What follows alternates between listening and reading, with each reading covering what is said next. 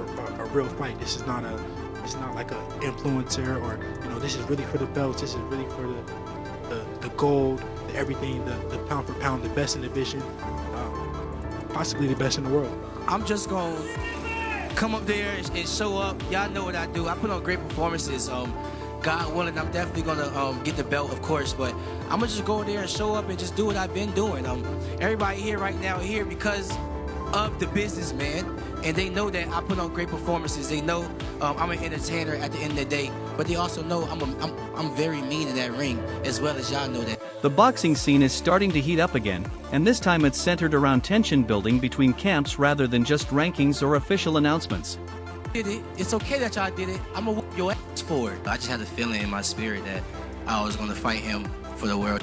The situation involving Devin Haney and rising contender Keyshawn Davis has taken a personal turn, as callouts, reactions, and camp responses begin to spill over into public conversations. What started as simple competitive talk has now turned into a full-blown war of words, with both sides making it clear that this isn't just about hype anymore, it's about proving dominance inside the ring. According to the ongoing back and forth, Keyshawn Davis and Bill Haney even engaged in a direct FaceTime discussion, trying to figure out whether a real deal could be structured between both sides. Yeah, honestly, yes, I do want to fight Devin Haney for sure, for sure. He has nothing, not that I know of, he has nothing coming. The conversation wasn't casual at all. It revolved around timing, fight order, and how a potential agreement could be built that benefits both camps. Bill Haney was pushing the idea of a structured plan involving multiple fights, while Keyshawn's side questioned how realistic the whole setup actually was, making it clear that negotiations at this level are never simple. As the discussion continued, things got even more complex when the idea of combining multiple fighters into one broader deal was introduced. Sitting for a little while now, ever since his big win against old boy that's fighting on my card now. You know what I'm saying? So tell Devin Haney stop playing, stop being so scary, bro. Like, you know what I'm saying? Stop being scary. Fight me, bro. Like, I want to fight you. Like, fight me, bro. Like, what we doing? Do you think anything is that? Bro, y'all know how it ends up, bro. Him running around, I'm chasing him, and then me eventually knocking him out. Like, Devin know he can't beat me. Devin father know he can't beat me. Like, y'all all seen the video where bro said, stand on my word. I'm standing on it. But where they at, though? You know what I'm saying? So tell them pop out, man. Come outside. Stop hiding in the shadows, man. Come fight the businessman. He amazing. Instead of just a single matchup, the conversation shifted toward a scenario where fights could be lined up back-to-back, almost like a controlled pathway through the division. Both sides started talking about logistics, training schedules, promotional order, and how fighters would adjust mentally and physically for such a setup. You scared of me because fighters aren't really scared of fighters, but you're ducking me? Like, what is it about? You don't think fighters are scared of fighters? And I DM build. Yes. The tension grew as neither side wanted to feel like they were giving up leverage in negotiations. Keyshawn Davis made it very clear during the exchange that he is not afraid of the fight and is ready to step in whenever the contract is properly structured. At the same time, frustration started to show as both camps talked over each other regarding control and decision-making power. Surprised if he say he's willing to do that. I think we can get Bill. Yeah, you let us handle that. Yeah. So I would be very surprised if y'all do that. Say it again. I said we're gonna try and lock this data. And Murder gonna talk to you after this, but I'm gonna call Bill tomorrow, and we're gonna see whether I don't know if he's still on the West Coast or not, but hopefully it can be face to face. But if not, we'll definitely get him on Zoom. But I think he'll show up. And this way it don't have to be no back and forth. He said, she said. We'll both have y'all on the show, and then we can know, he can tell us what was in the deal. Bill Haney emphasized that everything needs to be properly organized from a promotional standpoint, while Keyshawn's side pushed for clarity and direct answers. Despite the heated tone, both sides still left the door open for something to eventually be finalized. What makes this entire situation even more controversial is Bill Haney's broader vision involving both Shakur Stevenson and Keyshawn Davis potentially being lined up against Devin Haney in separate high-profile fights. You know, I didn't take it personal. He can say what he want to say. The world knows that you know, I'm Debo for a reason, because I'm the guy pulling up on everyone and wanting to make the biggest, best fights happen. So the duck talk is for somebody else. Not. The idea is essentially to map out Devin's run through elite opposition in a structured way. However, the complication comes from the fact that Shakur Stevenson and Keyshawn Davis share a close personal bond, training together and maintaining a strong friendship, which makes the concept of both being positioned as opponents even more emotionally and professionally complicated. And he told Shakur, I will fight you both, but the only way I'm going to fight you both, the only way, is if you're both on the contract. And that's what Devin said. That is what Devin told Keyshawn. That is what Devin told Shakur. That is what Devin told Jay Prince. Who gave? As debate grows, different voices within boxing have started weighing in, including analysts and promoters who see this situation as more than just matchmaking. The discussion between Bill Haney and Bernie Thexton, representing opposing views, turned into a deeper argument about who truly holds the edge in potential elite matchups. Haney just came off a much-needed dominating performance against Brian Norman. The low-hanging fruit in the headline was, can he take the punch? He showed that he could take the punch, but he also delivered a punch. So now he's back in the driver's seat and can make whatever decision he wants. What do you think about that fight if it's 1 or 2 fights away? Kind of tough fight right now because Devin Haney is right back at the top of his game. Devin showed that the weight loss was probably causing him to not have as good punch resistance, and it also probably wasn't causing him to have as much power or explosiveness as he has. He showed tremendous power, tremendous punch resistance in that fight against Norman, and for him to do that means that the weight was probably an issue. Now, if Keyshawn comes up, or if they even do a catch weight, a 143, 144, it's gonna be a very interesting fight because I think Devin has more tools and more IQ right now, but one side strongly defends Devin Haney's championship pedigree and experience at the highest level, while the other side highlights the skill, timing, and technical sharpness of Shakur Stevenson as a serious threat to anyone in the division. What started as a simple comparison of fighters quickly escalated into a full debate about resumes, achievements, and long-term dominance. I gotta have that intangibleness about him, where he can be a different guy when it's time to be a different guy. You can never count him out. However, if I were pushing Keyshawn, I would have another fight or two before I fight Devin, just for experience purposes.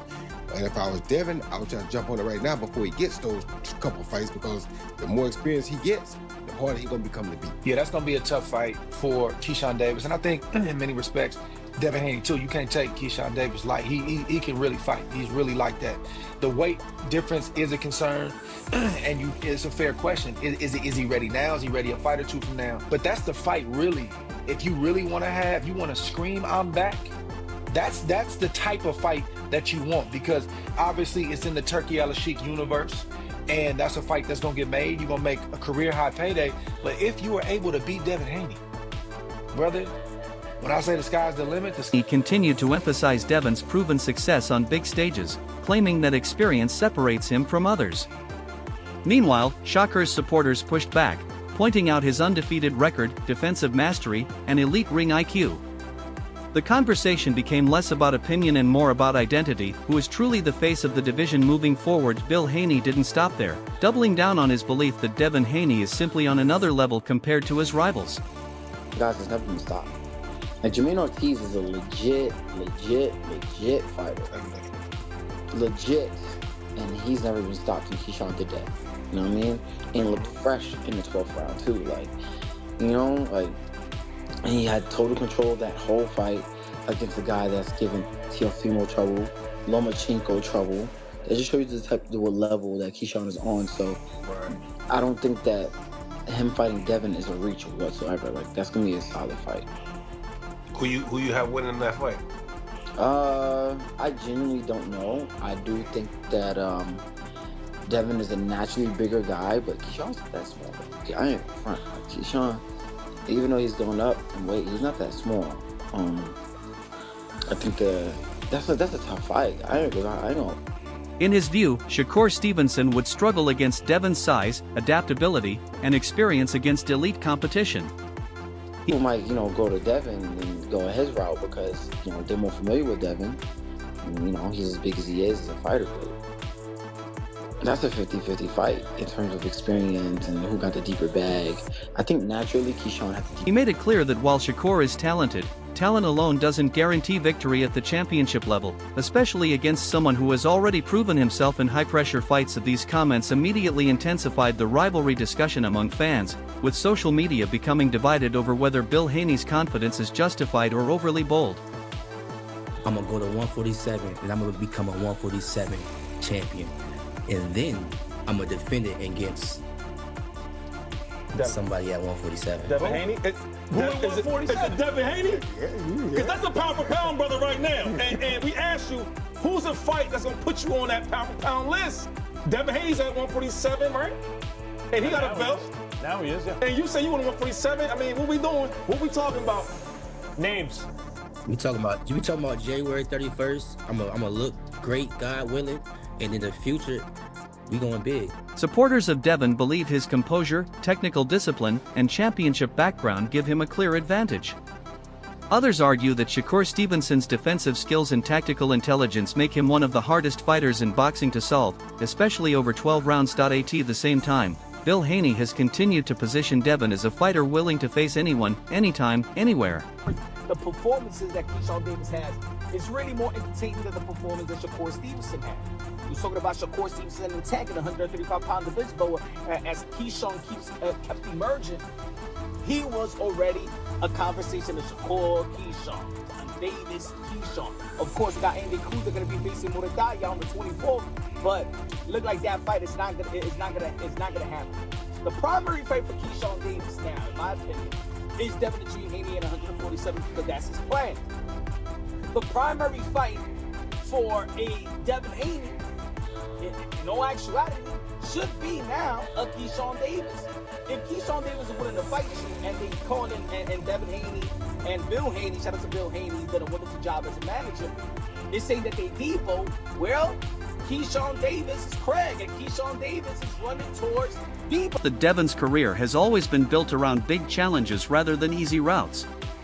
Devin Haney. I feel like me and Devin Haney will be it'll be an easy fight for me, bro. Like super easy, bro. Like, and I know I would stop Devin Haney. I've been saying this, bro, before the Ryan fight, bro. He just don't got nothing for me.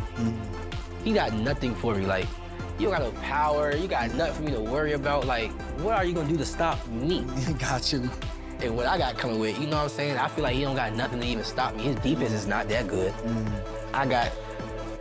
I feel like I got better defense than him. I know he fought better opponents than me, so you know what I'm saying? So I gave him the benefit of the doubt. Yeah, for sure. But I just feel like I got better defense than him. His resume tough. Nah, it is. His resume tough. But you gotta realize he fought a lot of guys that was smaller than him too, bro.